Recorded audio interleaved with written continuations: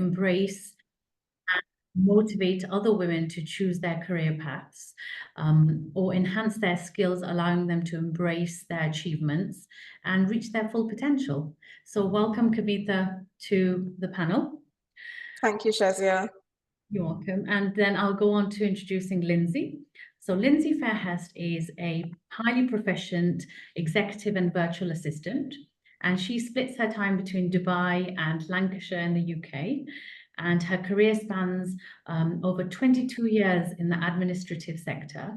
And in 2002, she started as an assistant to a PA in Spain, and she progressed and upskilled year on year, working within the wedding and events industry, experiencing life as a personal assistant, obtaining a certification in leadership and management, and supporting high net worth individuals. And most recently, in the last few years, she's been working as an operation manager for companies in the MEA region. And during her career, she's had the pleasure of working with a wide range of executives within blue chip companies, from general managers to vice presidents, and to executive support to C-suite teams. And Lindsay's based in Dubai at the moment, and she definitely has an infectious personality, lots of drive, a gorgeous smile, because I can see her smiling right now. And she's super passionate about supporting individuals and teams and offering a high quality service. Her ambition, and I absolutely love this, and I have to say it, is that to make other people's lives easier. And she has a huge passion to live life by design, not default. I love that, Lindsay. So very, very warm welcome to you today. Thank you very much. Thank you. It's great to be here. So really, from me, just to know, and Armin did introduce me, but I just want to, my message to everybody attending today is that we're here to encourage you to be confident, to feel empowered, and to emerge as your own hero in your career and feel that you've got a solid sense of support behind you to do that. And hopefully the session today will give you some great insights, some practical tips to go away while you're navigating your career. And I want to start off by just talking a little bit about the importance of career path selection and transition in today's jobs market. So choosing the right career path and being open to change is really, really important in today's fast changing jobs market. With new technologies, shifting industries, it's key to find a career that fits with your strengths, but also your interests. And that's not only to make your job more enjoyable, but also to help you stay motivated within your career for success. Being flexible and willing to transition when you need to be open and when there's new opportunities, and keeping your skills up to date helps you to become adaptable and stay employable and ready for whenever, you know, future brings you something different. And it then makes it easier for you to navigate your journey. So what I'd like to do is start thinking about how understanding career transitions. And I'm going to put out some questions to the panel. So first of all, we start off by, how do you define a successful career transition, and what factors contribute to its success? Personally, something that I'd like to say before I put the question out to the panel is, a successful career transition to me, where I've been working with lots of clients, is one where you've got job satisfaction, which meets your values. And the factors contributing to its success is you having the clarity, the planning, and the resilience to continue. So what I'd like to do is I'd like to ask Kavita if she could share a personal experience of her career transition and the key lessons that she learns from them. So Kavita, can you enlighten us? Sure, Shazia, thank you so much. And a very big hi to all the ladies who's here and attending this panel discussion. Very happy that I'm getting an opportunity to share my transition to all of you present here. So I had a corporate career, a very successful, a very happy corporate career of 8 years, until when I was planning to have my first child, is when I took a step, I took a decision saying that, okay, now it's time I stop the job. It was a very difficult decision for me, because I think I had one of my dream jobs. I had an amazing boss, an amazing company. But then one thing that I had told myself is that no matter what, even if I stop working, I will be doing something for myself. It can be upskilling myself or keeping myself busy in some way or the other for my personal development, you can say. So once I left my job, I had my child, then I started my own business, which is called Return Gift. Return Gift is one of the business which I had. Unfortunately, I had to close it down. But of course, the moment when you have business and when you close it down is that moment when you feel, are you sure you were doing the right thing? But then COVID happened. And during COVID, I think one of the plus points of COVID, I should say, is that everybody got into a lot of digital technology. Everybody got very used to using digital technology. It can be online classes, online workshops. And that's when I started my CV writing career. I started helping people. In fact, since I was a recruiter, CV writing comes with me as it is. So I have been helping people for a long time, but then I thought, let me take that next step. Let me see how it works. And for last 2 years, I mean, the first 2 years, it was really good.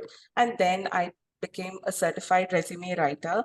And here I am talking to all of you with my own self-made business, and that is me being a CV writer and helping a lot of you ladies, whoever has had that gap, come back and have the confidence, say that, yes, you can get into a job that you like.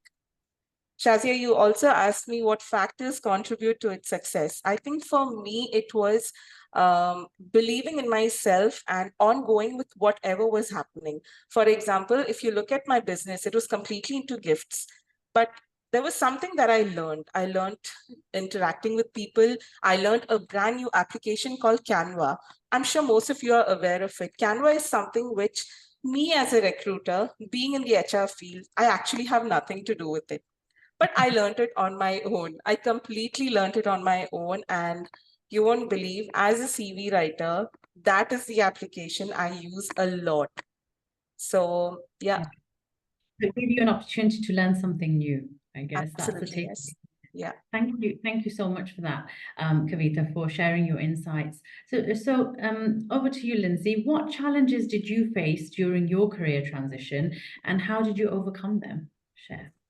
Yeah, so mine's a slightly different story. I don't have children, I'm married, so my career has been pretty much my key focus for 24 years, 25 years. And my career transition happened when we actually moved to Dubai, but I didn't realize it at the time. So I was in a very stable job in the UK. 2015, we moved over to Dubai to start our new life. I transferred over with my company then, which was Johnson & Johnson Global. And after 18 months in the company, I got made redundant. During that time, I was really missing the UK life, and I was thinking around how can I work for myself? My background is a personal assistant, executive assistant. How do I start to work for myself? At that time, I didn't know. I went straight into another job after being made redundant and working at the IFC. And I'm sort of sharing these examples with you because there's a poignant moment for me where I was crushed as a person. And that obviously helped me then find the resilience and the strength to then think I need to do this on my own. So I got made redundant from Johnson & Johnson after working for 7.5 years for the company, partially in the UK, partially in Dubai. Went into the IFC to work for a COO. It was a very straightforward job, but I didn't gel with him. So after 3 months, I didn't want to stay. He didn't want me to stay, so I left. So again, that crushed my confidence. So in a space of, what we're talking, 6 months, I'd been made redundant and I'd walked out of the job. So I then started to look at ways of how I could work for myself. So I joined a 12-month program to upskill myself, to look at how can I start a business, where can I start a business. I think I paid £1,000. So I invested in a program to support me moving on and transition from a corporate role, but I wasn't actually in a role at the time. I wasn't even earning any money, to work for myself. So that was November 2017, I think. My husband said, I will support you if you want to start the business. You've got 3 months to work to become a virtual PA, if that's what you want to do. Set your own business up. During that time, I then had an offer to go back into corporate on a 6-month contract, which I did. They then wanted to extend. So I was back on a corporate contract to earn some money whilst I was building the business and building my skill set on the outside. That company wanted to keep me on. However, here's the kicker. I liked the role, but they then found out I had a business that I was building on the side. And because they'd not put that on the HR record, because this is a huge learning curve, they'd not put that on the HR record. For me, they said it's instant dismissal because you didn't declare it. So in a space of 12 months, I'd been made redundant, I'd walked out of a job, and then I sort of got dismissed from a job. And I was in absolute pieces. So I knew then that I needed to make this work on my own. I needed to find the strength, the resilience. I needed to go out and network and find the clients. And sort of looping back to how can, you know, what challenges did you face? Those were key challenges within my confidence, within my self-belief. You know, not being in a company in the UK for a very long time and being part of that company and being very well known, coming to Dubai in the space of 18 months to 2 years, going through all those different things, it really did knock my confidence. So as I was growing in the world, in the online world, to set my own business up, a few of the challenges obviously that I did have to recap are, you know, setting up the business to start. I joined a program. I invested some money into another lady who had a business to help me do that. So it built my confidence, and I was investing in someone who had already done it and proved it worked. Yeah, so you've got a support system that would enable you to feel that confidence, build yourself up. Yeah, because I felt really broken. I was very displaced. I was really broken. I didn't know whether I wanted to stay in Dubai. My husband said it's not an option for us to go home. So we're staying. You need to make this work. So I went out. I decided what I wanted to do. I was going to be a virtual PA. I looked at my skill set, which I'll come on to it a little bit later in the panel. But another few challenges I found was trying to find routine. So I hired an accountability buddy. And then I found loneliness when I was actually started working for myself. And I can go into a little bit more of that later on in the talk. But again, I then had to work on connecting with other people, which is why events online and in person like this are amazing, because you can connect with other people. So that's sort of a little bit of an introduction, yeah. No, thank you. Thank you for that. So sort of overcoming your personal challenges and having that catalyst to push you and try to decide what to do, and then getting the right support to do it is quite key. Thank you. Thank you for that, Lindsay. Thank you for sharing. So the next thing we'll move on to is skills development. And I think you touched on that a little bit. I'll start with Kavitha. So Kavitha, obviously with you dealing with CVs, I'm sure day in, day out, you were talking about skills and competencies. Yes. So what skills do you believe are essential for navigating career transitions effectively? What do you think? Say the top 3 things that are really important skills to have. I think for a person who is planning to take a sabbatical or take a break or get into that career transition phase, the most important thing, firstly, is consistency. You need to be consistent no matter what you're trying to do. So if you are consistent in terms of saying that I want to develop a particular skill, so automatically that will happen. For example, it can be something like, I want to improve my language. What do you do next? You can read books. It's not necessary. The problem is when we think that I need to go for some online class, it can be, or I need to go for a personal attention class or something like that. That's when the block comes saying, I don't think I can do it. But actually, it's easy. Take a book, read books, go online. You have so many free tutorials. So that is one thing, but you need to be consistent. So like dedicate 1 hour every day saying that, okay, I want to improve this skill. That's number 1. Yeah, sure. And then number 2, what would you say? Second, I would say is belief. I think one thing you should have in yourself is don't self-doubt. Shazia, in the beginning, you mentioned something saying, be open to change. Yeah, I think that is something which everyone should have, that even if you think there is a subject that is in your mind, you want to learn more about that subject, it's not important that it doesn't directly resonate to the education that you did, but be open to learn. There's nothing wrong in learning something new. Yeah, and I agree with that actually, because in the career guidance field, we say that the best of learners are the lifelong learners. Absolutely. Who continuously learn. I learn something every single day from people, and I'm blown away. I'm like, what? I didn't know that. Definitely. So believe in yourself. Believe in yourself. I think that's one thing which every lady faces, I feel. And, no matter where you might think that you might have any kind of a stop or anything, just believe in yourself and say that I will reach there. And make getting one skill as a priority in your list. So that is prioritize yourself. That is the most important thing. I think that would be number 3 if I ask. Prioritize excelling in any skill as one of those markers in your priority list. Yeah, and fantastic. even if in your priority list that is like the last one, but you can see slowly it will reach, like, somewhere it will be like, okay, I think this is my first thing that I really want to develop. And as you develop these skills, you won't believe, in a long run, when you really want to create your CV, when it comes that moment when you say, okay, now I'm going to create your CV, you write down all your skills and you realize, oh my God, I've actually achieved this. It can be customer service, it can be learning a new language, a new application, maybe you're volunteering somewhere else. So this is how you can think of skill development. Yeah, it gives you that extra self-confidence that, oh my goodness, I have done this, I've achieved this. So thank you so much for sharing your insights. That was really good, some good pointers. So Lindsay, if I can come to you. So how do you think individuals could identify and develop skills that are transferable across like different career paths? Well, it's a very similar answer that we've just heard, I think. So one of the things that I did during my research when I was setting up as a business was thinking, what do I love about my role now within the corporate, or what was the corporate?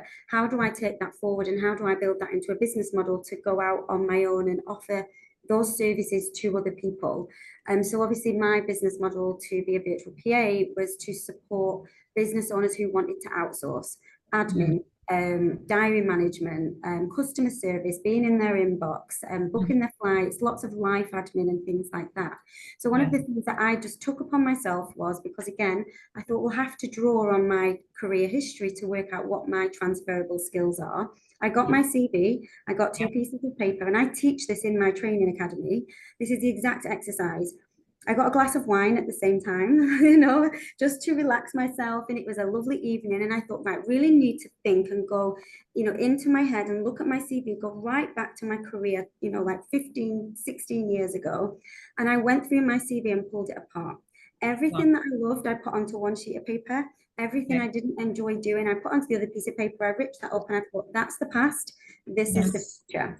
And that's an exercise that I run with myself, and I do that exercise with other people, because it gave me clarity as to what do I want to take forward into my future, and then how am I now going to take these services, these skills, how can I do that for other people in their businesses? How do I then put a price package around that? How do I sell that?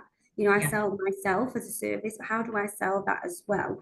And I think that exercise for me was most probably one of the most powerful things, and I've had amazing feedback about that as well. People do find it really good, especially the ripping the piece of paper up and throwing that into the it's funny you say that. It's really empowering, because that's one of the things that I do with one of my my clients is, let's sit down and really identify and think deep about what are your skills, what are the values going forward, what do you actually want, and what don't you want? That's really important. And let's get rid of that, because when we're considering that list, we need to make sure that we don't have things that you don't want. And it's like you said, it's giving that clarity, isn't it, for way forward. And that also links into what I'll talk about shortly around maybe branding, you being your brand, and authenticity. Because one of the things I didn't like doing in corporate was newsletters and sending the mail newsletters out, because I had to collect lots of information. So I thought, I'm not taking that forward into my future. But I do that all the time now in my own business. You are. I'm constantly communicating with people. So it's done a full transition. It's done a full circle. Full circle, isn't it? And that sort of moves us nicely into actually the next thing we were going to talk about is self-awareness and personal branding. So if you want to give us just a few pointers about some strategies for building a personal brand that aligns with career goals and aspirations, maybe we can continue before we go to Kavita. Yeah, of course I can. Yeah, of course. So again, the personal branding for me, I think, whether you are in a corporate environment or whether you are in a business or transitioning from one to the other, because I've done that a few times, over the last 25 years, you are yourself. And one of the things for me is being authentic. Being authentic, keeping boundaries in place, and obviously, being very positive, I think for me is part of my brand. Of course, I have bad days just like everyone else. Life happens, but you do have to sort of have that resilience and pick yourself up and learn from different things and grow. And I think, like we just touched on before, having the belief and being open, and being open to grow and learn new things every day or every week. And I think Sorry, can we just make sure our mics are off, please? So I think as well, from a branding perspective, being a personal brand, for me, there is a lot more to this. And again, this is a sort of a session that I run, is, having authenticity, your wording. So obviously, like at the beginning, one of my slogans is live life by design and not default. And that completely sums up my my outlook on life because of what I went through. I chose to go into the system of a career within a corporate, and at the time it didn't work for me on a few occasions. So I then decided to design my own future and not allow it to be by default. It does take hard work and grit sometimes, but understanding what I would want is part of my brand and my authenticity. Yeah, self-awareness, I guess. It is self-awareness. Again, my wardrobe is a huge part of my brand, my style, the way I dress, where I go, how I network. I still have business cards. Some people find it very old-fashioned, but I love going to a networking event. And for those of you on Friday, you will receive one of my business cards. Oh, that's lovely. Yeah, and again, my business card links into my branding, which then links into my website, which then links into everything that comes after that throughout my social media and my LinkedIn. There's the logo. So you've sort of thought about it as a whole project, as you as a whole, a 360 of who's Lindsay, what does it stand for? Yeah, and I think for me that's me as a person. Some people might not be able to go to that magnitude, and that's okay. And especially I think if you are in a corporate role and you're working a 9 to 5, obviously that is very important, and how you carry yourself within that time, and you do your job and you come home. But when you do have your own business, it is a little bit different because you're 24/7 living and breathing that business. You are the face, you are the brand. And I find that very important. It's one of the most important sessions that I do run. So I think around what the strategy around that would be, thinking around it as a 360 degree. It's not just, the brand isn't just the colors that you choose to have on your website or a logo. It is who you are. It's every little piece that feeds into that. And that can take time. It can take time to grow. It doesn't just come overnight. And it can take time to have that self-awareness as well, can't it? Like knowing exactly who you are. And sometimes you grow, it's sort of a journey of growth for yourself and your brand. Yeah, of course. And I'm still growing. We're still growing. I'm still growing. So again, I think there's quite a piece around that. I think I hope some of those little tips have helped. Thank you, Lindsay. That was really insightful. Kavitha, so we did touch on this a little bit with Lindsay, but what are your sort of brief reflections on how self-awareness plays a role in the career path selection, do you think? How does that support? I think for me, self-awareness, first of all, comes with acceptance. Whoever is planning for a career path transition, starting with, let me take 3 categories. The first category I want to concentrate on is women who plan to have children and then they plan to stop working, and then what next? The question comes as to what next. So the first thing that they should accept is that, okay, I am taking care of a child. So I am limited to the amount of hours that I can work. So I should be creating a list of probably, first of all, time as to for how long I can work, the kind of jobs that I can do, probably something that doesn't commit me to a certain set of hours.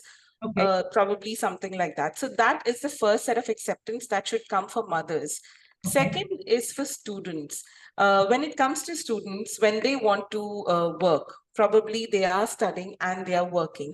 Again, you should set your expectations in such a way that, okay, this is the kind of work that I can do, probably something that is after your university time, something that I can do during my summer break. So that is one way. Another way is about self-awareness is also for those who had maybe a long career in their corporate sector for probably for 8 years and 9 years. They decide to stop working and then they think, okay, I'm going to take this break, search for a job that is really suiting my passion and what I want to do. So that, because that is something that actually takes a little bit of time. So accepting the 3 situations that you are in, writing down and making a list for yourself that this is what I want to achieve, or this is my limitations, this is what I would like to focus on. I think that brings about a lot of self-awareness and confidence building, saying that, okay, this is what I would like to look at. Fantastic. That's fantastic insights into that, and some great advice as well, making lists, becoming self-aware. So that moves nicely on to our next topic is overcoming challenges and obstacles. So Kavitha, can you give us maybe 2 or 3 of the common challenges individuals face when transitioning careers when they come to you, and maybe a tip about how they can overcome them?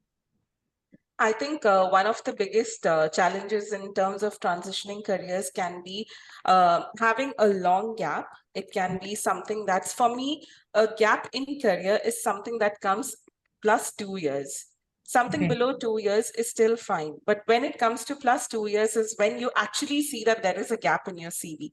But again, when it comes to my clients, I tell them there is technically not a gap. There are ways to fill that up. And that is by different ways in terms of, you must have attended volunteering sessions. Like, for example, in UAE, I think the biggest opportunity that you have is during Ramadan, when they have the Ramadan campaigns, when they have labor camps. Attend volunteering sessions. It can even be things like helping your friend who's planning to start their own business. Helping in a school, there's so many opportunities, isn't there? Absolutely. I think that's something that we can really use. And I think when you realize that, oh, I need to actually fill the gap in my CV, you can write this down, because volunteering is not something that you just go and then you finish the work and come back. But the amount of skills that you learn during that transition, it can be in terms of understanding the process, completing the process on time, matching up with the speed. There are so many things that you learn. So this is how you can fill in your gap in terms of when it comes to the CV. So when you want to overcome challenge, first, I want everyone to sit down and think, like, is there really a gap in my CV? Is it that I have really not done anything? So that's the first thing that you have to do. Secondly, if you really think, okay, I have not done anything, this is really a challenge in terms that I have nothing to fill my CV with. What you should do is take up courses, especially in LinkedIn. LinkedIn is one of the biggest platforms where you have so many online courses. Take that up. You can attend other online courses available all around the world. You do not have to So restrict yourself to. Start upskilling to fill that gap in. Absolutely, yes. And some courses are like what happens in 1 week. You do not have to do a certification necessarily. That is a long-term thing that you can do. But for a short-term career transition challenge, you can say, for covering it up, it can be taking up online classes or online courses. Well, thank you. That's some great strategies for us. The LinkedIn was a great one for me, actually. So Lindsay, moving on to you, because we are obviously nearing our session. So hopefully people are getting great insights. So how important do you think is resilience when you're navigating your career transition? I'm sure you can share your experience. Yeah, very. And I think the example I gave at the beginning, in a short space of time with 3 roles, which is part of my career. And I take my career very seriously, like most people do. And I think obviously I Googled actually, the meaning of resilience, and it's the capacity to recover quickly from difficulty or tough times or toughness. And I think sometimes when you are in the moment, you react rather than rather than think things through. Sometimes you're You triggered. react to the situation, don't you? Yeah, so you're triggered by something that's happened because it's quite negative and you're not used to being in that sort of mode. You're not calm and it's made you feel unsettled. But I think, one of the best things you can do is just to try and use it as a lesson. Even if it's not a lesson at the time, everything maybe happens for a reason. There is always a lesson to be learned. There's always growth around that. I mean, had I not been made redundant, I wouldn't have gone to a job that I then didn't like. And then I wouldn't have gone on to another role and started looking for that transition of how can I work for myself? How Yes, can I? catalyst wouldn't, yeah, so that catalyst wouldn't have come into your life if all of those events didn't happen. So there's always a learning curve, isn't there? Yeah, yeah. So, and I think the resilience again comes down to the mindset. I think Mm. obviously the upskilling, the courses, but I love reading books, growth mindset, and having that open mind rather than a closed mind, I think is really important. There's a great book called Paradox, Monk Chimp Paradox, I think it's called, Yeah, and that's monkey. that's about the two sides of the brain. That's a really good book. And then another one that I've read is called The Compound Effect. Yeah, Again, not necessarily about resilience, but it's about, obviously, as we touched on earlier on the call, it's about the doing something every day, the compounding effect of being consistent. You know, and one of the things around branding as well, I'll just drop in there that I didn't touch on, is I generally have a word of the year. So this year, my word is elevate for a couple of different reasons. 2023, the word of the year was epic. And what I did was everything I did in 2023 was an experience with purpose, set out with intention, and I made sure it had consistency, which spells the word epic.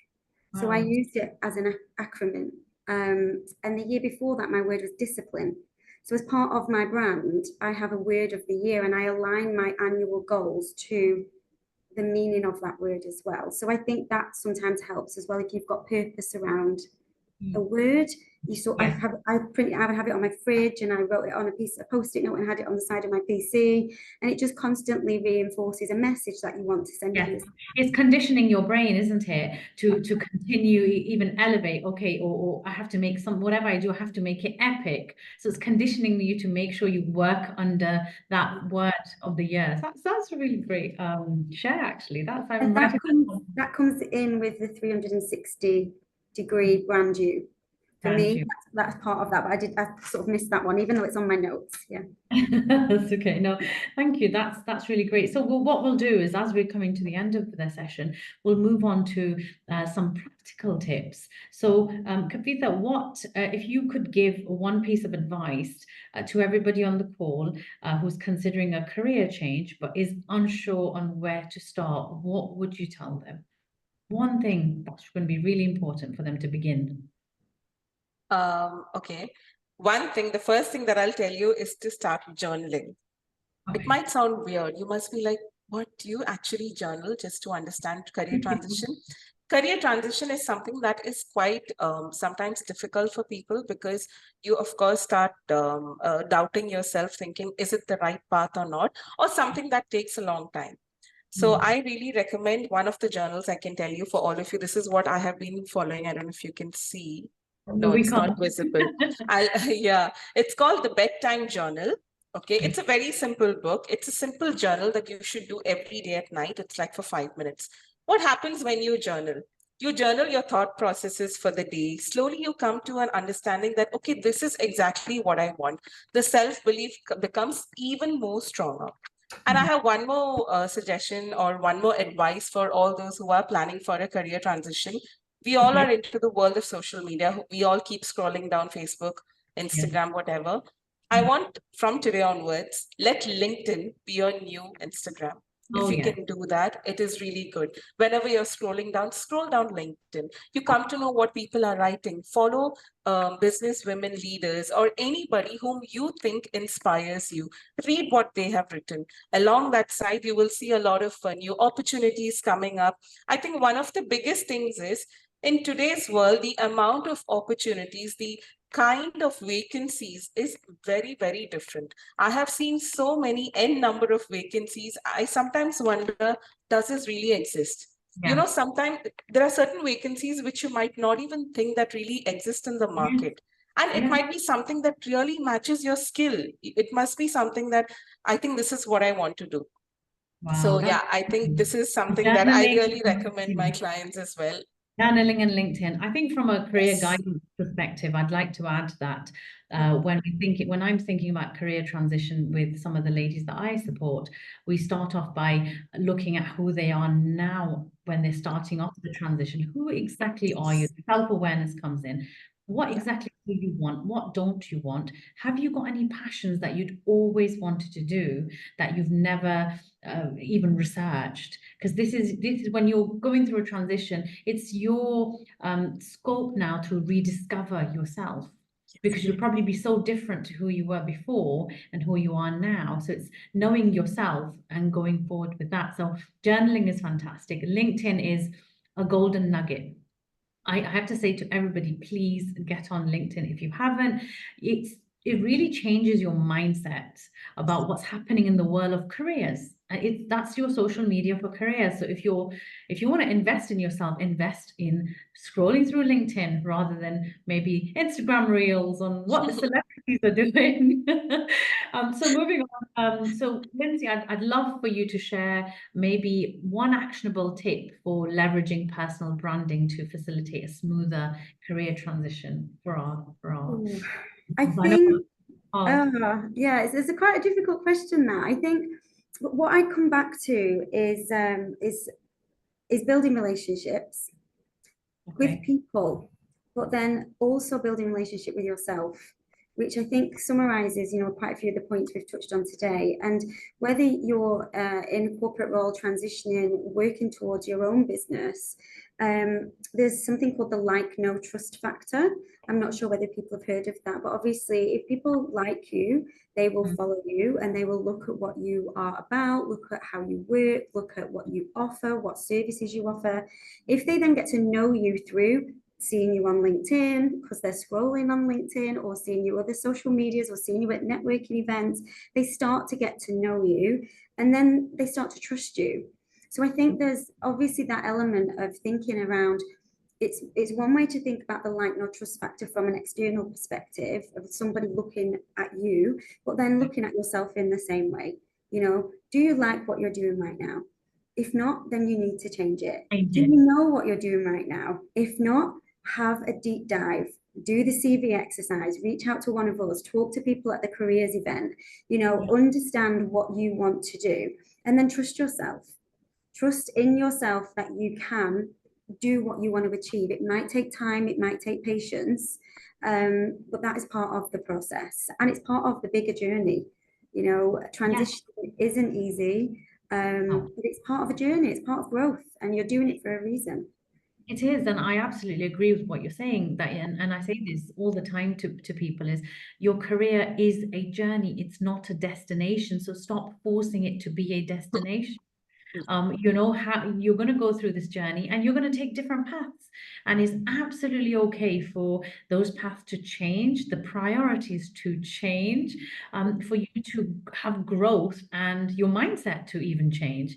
Maybe I have a client who for 15 years she's built up her career, she's in corporate earning really good money, but recently her priorities have changed and her way of thinking has changed, and she's like, I don't want to be in corporate, I don't want to be in a fully male dominated environment, I need something different. And she's like, I feel really bad, and people are saying, why are you throwing away your career? And I said, don't be apologetic about the journey changing, it's fine. So like you said, it's embracing knowing who you are and what you want, isn't it? I completely agree, because there's ladies coming through my process to transition from, there's one lady, she's due to retire. So she's left Dubai, moved back to the UK, and she's like, I've spent all these years in an executive suite, and now I'm going online to be a virtual PA. I need to make that marry up. Are people going to take me seriously? And I was like, they will take you seriously, but we've got to do the work around that to position yourself in the market.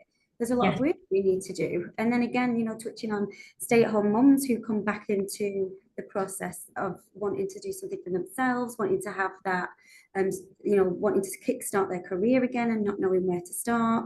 So again, like transitioning through those periods is a big thing for women and men. you know, because Yeah, absolutely. there are men also out there who are also going through the same. Transition and again, you know, the key insights are to actually reach out to a support system who can give you that leverage, who can give you the confidence to start thinking about your career. So going back, really, I'm just gonna highlight some of my thoughts on the conversation. I really hope everybody, we've still got 22 participants, so I'm really happy nobody's got so bored and just left us.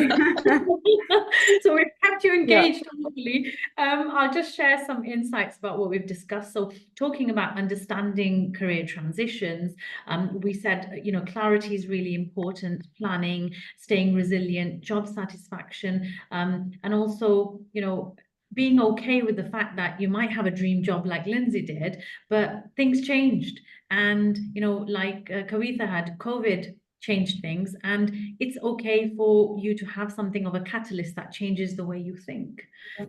Where you want that change, that's okay. We don't need to be apologetic about that. And a lot of people are, you know, unfortunately, I sort of decided it's nothing unfortunate. Things happen. Let's accept that, embrace it. Believing in yourself is really, really important when you're, you know, understanding your transition. Also knowing exactly who you are, self-reflection, sort of when you're developing your skills to make sure that you're consistent, you've got that belief in yourself, you prioritize who you are and what you want and what you don't want. You know, that's important, like Lindsay said. Then going on to self-awareness and personal branding and being open to growth, you know, sort of, or having an authentic look on what you want to do and how you want to work. And looking at yourself on a sort of a 360 view of exactly who you are, what you want, how you're going to go about it. And then moving on to overcoming any challenges during your transition is to, I mean, the advice that Kavitha said is when you've got a longer gap than 2 years, fill it up.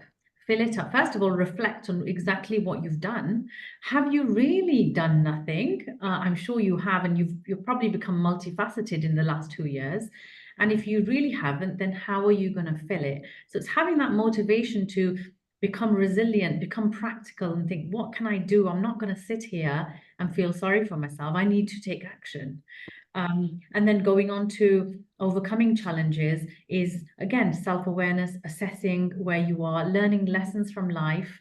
And then practical tips is get on LinkedIn, come on to the networking events, online, face-to-face, meet people, build relationships that will help you to understand, journal. So there's lots of different tips, hopefully, that have really helped you prepare for a transition. I hope it's been helpful. What we'd like to do, I know we're running out of time, and me and Lindsay and Kavitha could go on forever, but we would, that's our passion. We're talking about this. So what we'd like to do is spend the last few minutes. If you want to ask any of us questions, we'd love it if you could put that in the chat, and then one of us can answer. So if you want to put any questions in the chat for us, if we haven't already spoken too much.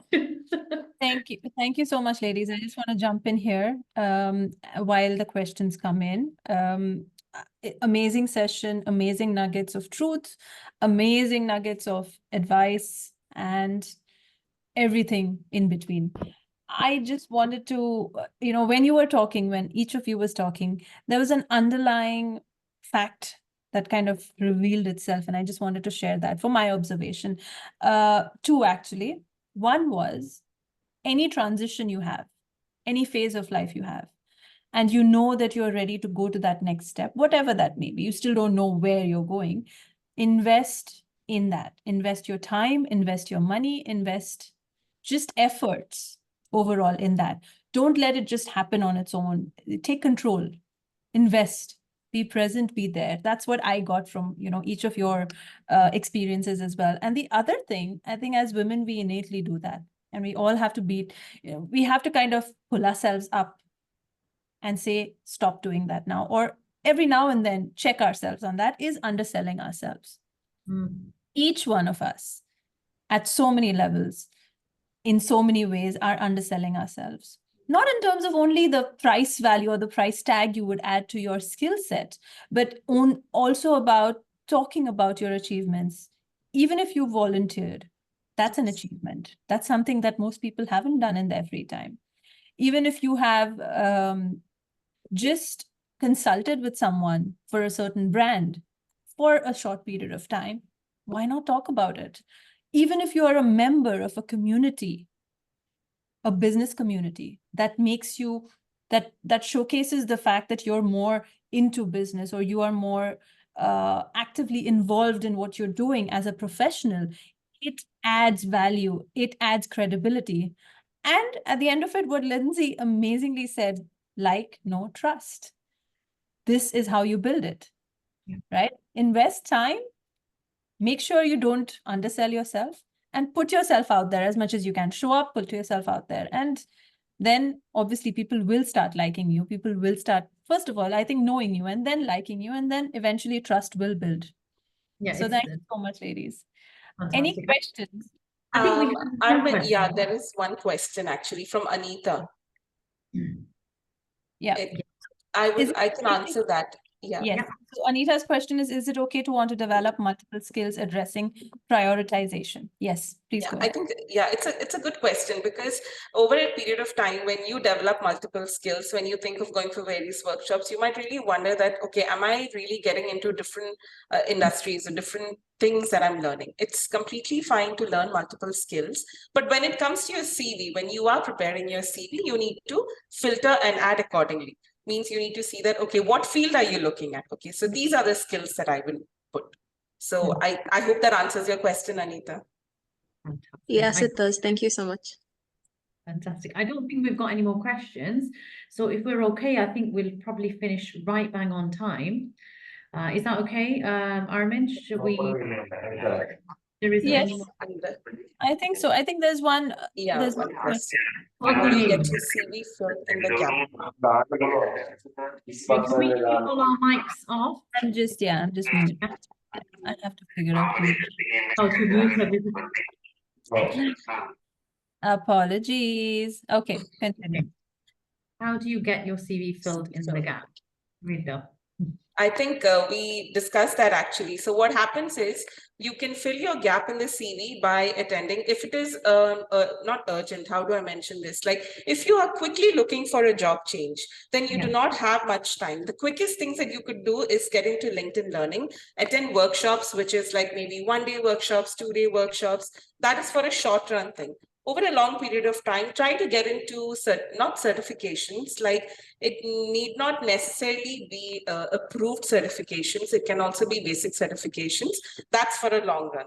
Other than that, you can get into voluntary services, like Armin mentioned. If you are a part of any community, that is very nice. Also, I had one of my clients, I must say this, which might help you all as well. If you are a part of a group in the school, like, you are supporting the school parents, that also makes a lot of difference. So these are ways that we are a part of something, but we don't realize that, oh yeah, I can actually add that, because yeah, you attend those meetings, probably you arrange workshops, you do some kind of planning. So yeah, I hope that answers your question, Rina. Yeah, and Kavita, the next question is, if there is a gap for physical work, but working as a freelancer for my home country in travel and tourism, would that help? And my reflection is definitely would. What would you say? If there's a gap. If there's a gap, but she's done freelancing in her own country. Okay, in travel. Yeah, I think that should work. Yeah, that works, right? Because yeah, that works. It's still charting some sort of work that she's been doing. Exactly, yeah. And developing a skill in the meantime, meeting customers. And so it does work. Having a gap which is completely zeroed down to nothing is definitely not a great situation that you're in. Whereas having something that you are doing, it can be a freelance work, is one of the best ways of covering up your gap. Sure, thank you for that. Would an internship help even if we have been in our mid-career level? Would it not look like underperforming? I think for me, this is all self-judgments that we have on ourselves, saying that, no, I cannot do this. I have so many years of experience. Be open to it. Be open to the fact that, okay, I am getting an opportunity for internship. Let me take it up. So what you can do is, whenever you write it just write that, okay, you took a break for whatever reason it is, and then say that you've taken up internship. I think the recruiters will always have a good look into, a good feeling about you, saying that, okay, at least she was trying to do At least he's something. doing She was something. trying to keep, Yeah. exactly. Yeah. So I think it's good. You should. Yeah, and I think you are your biggest barrier.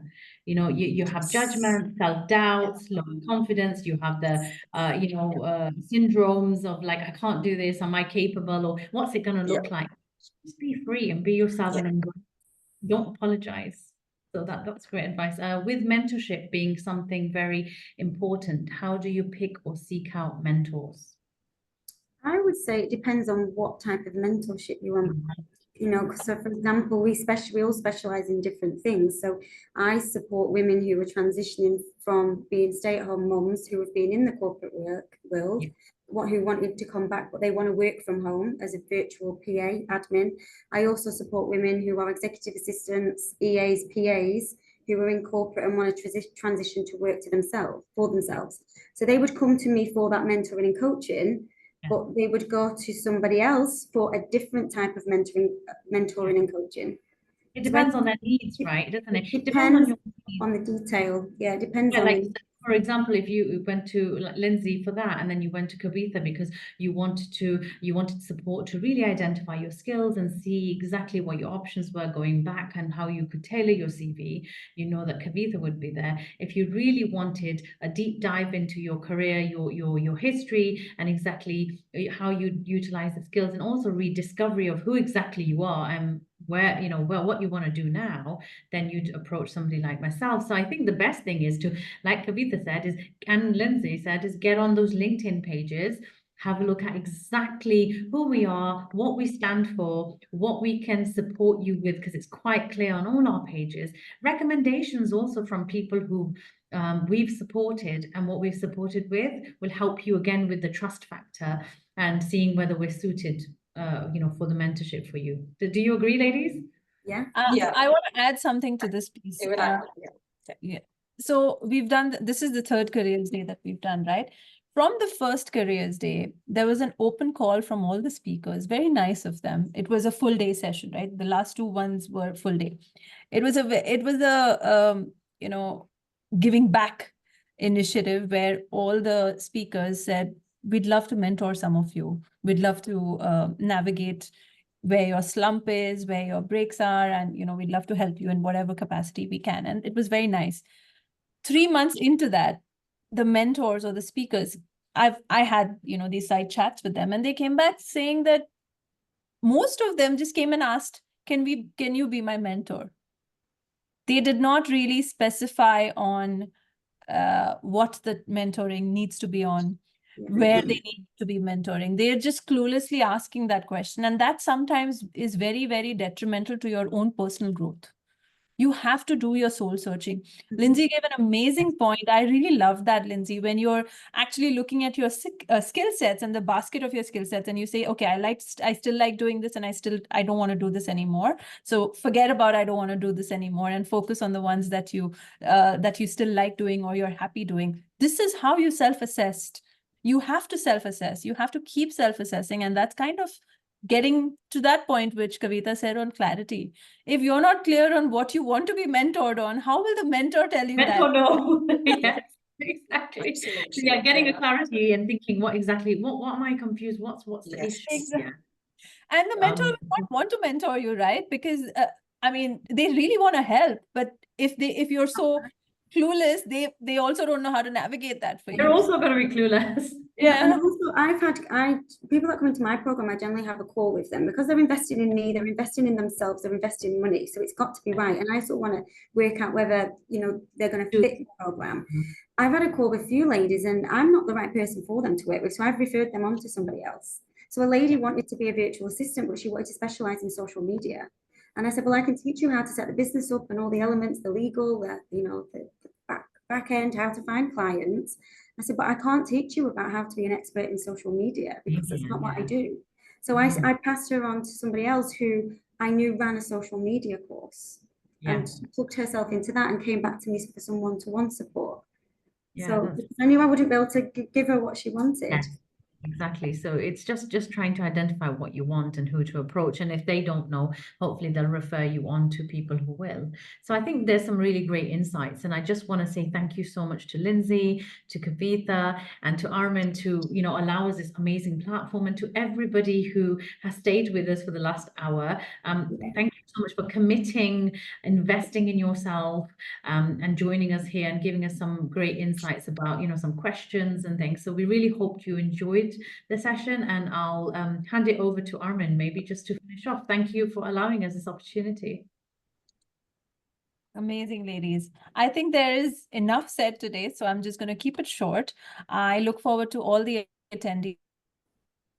Oh, Uh-oh.